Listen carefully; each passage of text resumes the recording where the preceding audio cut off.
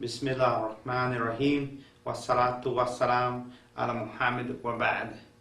Assalamu alaikum wa rahmatullahi wa barakatuh. Welcome to our Islamic show, our Islamic podcasts or YouTube casts, I guess. Recently, rapper Kanye West's mom died, Donda West. She was 58, and she died from results of cosmetic surgery. And I know it's a difficult time for people involved, and it's a difficult topic to talk about. But how do we get from being born into this world and not worrying about our self-image and just enjoying the world and living as human beings when we're small? How do we get to a point in our lives where we're not happy with ourselves and we need to always find ways to try to make ourselves happy on the outside and fill our voids on the outside to try to make ourselves happy on the inside? And what does Islam tell us and teach us about those things? How do our kids become adults that are insecure about their self-image and need to correct things on the outside?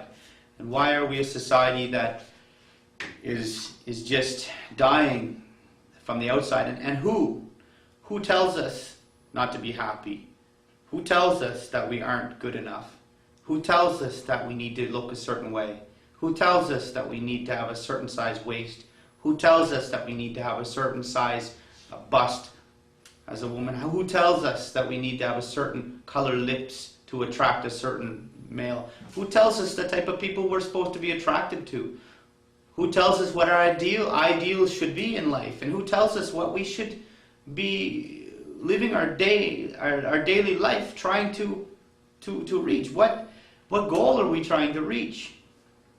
And who is the people that are telling us these things, and what are they telling us?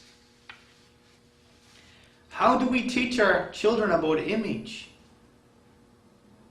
I'm going to read something I read on the internet about a couple toys, namely the Bratz dolls and the Barbie dolls.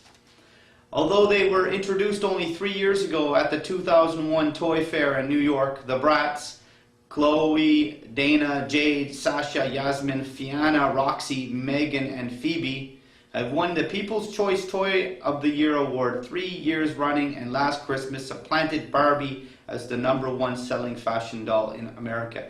The People's Choice Toy of the Year award. What people? And why are they making this choice? With their flashy trash outfits and like so totally kicking attitude, they are a mall rat squared off against the prom queen. And in the crucial 8 to 10-year-old market, a marketing phenomenon. In only 3 years, MGA Entertainment of Van Nuys, California, the creator has sold 50 million dolls. And last year moved 600 million of Bratz dolls and accessories. So again, why are these dolls winning the People's Choice Awards? They're flashy, trashy, they're mall rats. Have you seen them? They're dressed in mini skirts, big thick lips, lipstick, hardly any clothes on. So the success of the Bratz dolls, and I use that term loosely because it's a commentary on what we're teaching our children. We're teaching our children they have to look a certain way. Right from the market here, 8 to 10-year-old market, we're teaching them that they have to look a certain way.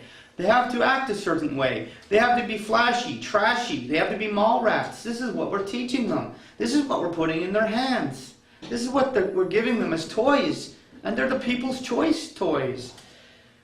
So the success of the Bratz have sparked major changes in the way Mattel markets its own Barbie line. Last year, the company introduced a competing hipster doll called Flavas that so tanked in the stores it was pulled in less than 12 months.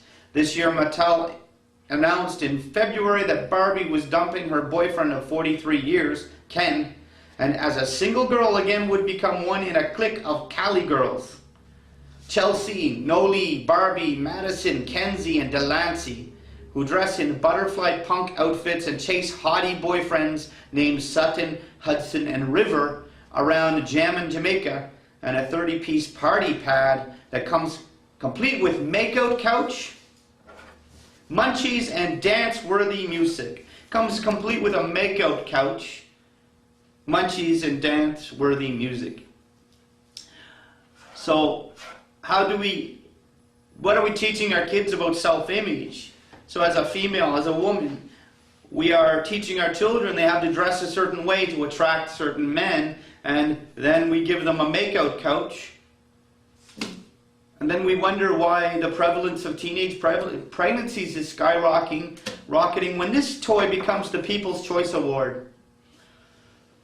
I watched a lecture last night by Khalid Yassin, talking about becoming strangers.